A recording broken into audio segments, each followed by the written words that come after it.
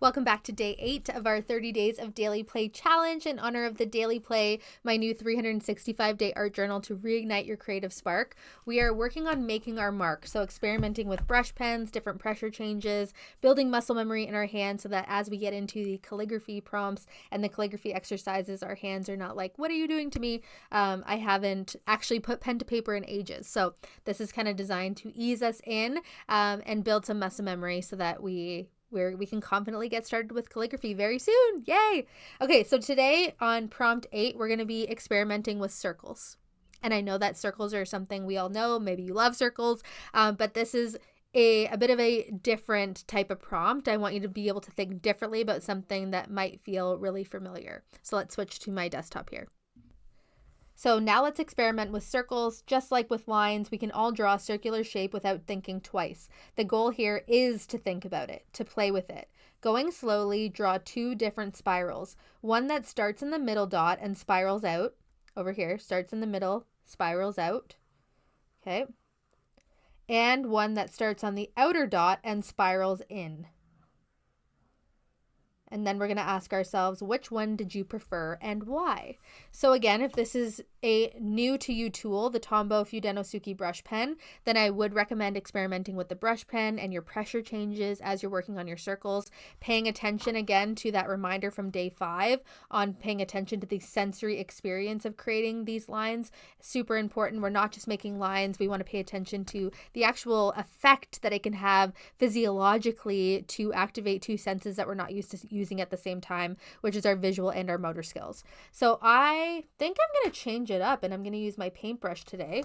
So I'll place my trusty postcard between my pages so that I don't get any bleed through. And I'm going to start on the left with some pinkish peachy watercolor. And I'm starting on the middle dot and spiraling out. And then I'm going to spiral in next. So I'm going to try to keep my lines pretty tight. Again, when I apply pressure like this, I get a thicker line. When I release pressure, I get a thin line. And I'm about to run out of watercolor, so I'm going to tap back in. And I'm trying to be careful not to make my lines touch, but it happens sometimes and that's okay. And now I'm getting bigger. And I'm on that outer spiral. So with this one, I spiraled out, and now I'm going to spiral in, and I'm going to switch to my brush pen. And that way, if you're also using a brush pen, you can see kind of my technique here. So with a brush pen, we've already talked about this, but you typically, when you're moving in a downward motion, you want to apply pressure. So I'm going to apply pressure, start to release a little bit. Apply, release, apply, release, apply. And now I'm going to try to do it really tight, little space. I'm really on the tip of the brush pen now. I start applying a bit of pressure and stop. So I'll make a little star here so I remembered I was spiraling in, and then I'll put a little star here so I remember I was spiraling out. And I have a clear preference. The last part here is which one did you prefer? Which one do you prefer and why? I definitely prefer the one on the right.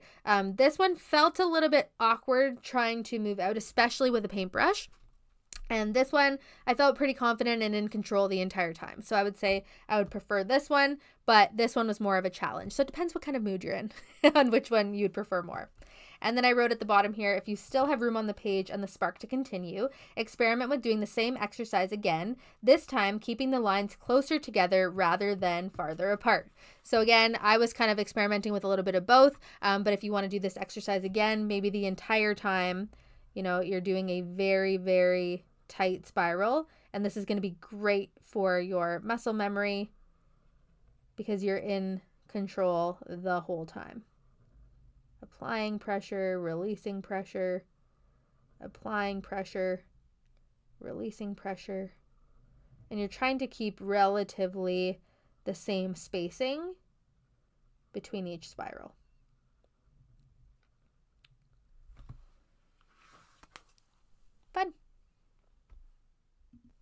So day 8 complete. And that was the making our mark section of 4 prompts. As we get into day 9 tomorrow, we're going to be moving into mindful art, which is one of my favorite ways as sort of a gateway into getting us back into art and taking the pressure off while experiencing some of those physiological benefits that I've been alluding to the past few days. So make sure that you share your work, make sure you're subscribed to the Substack, and I will see you again for day 9 of our 30 days of daily play challenge.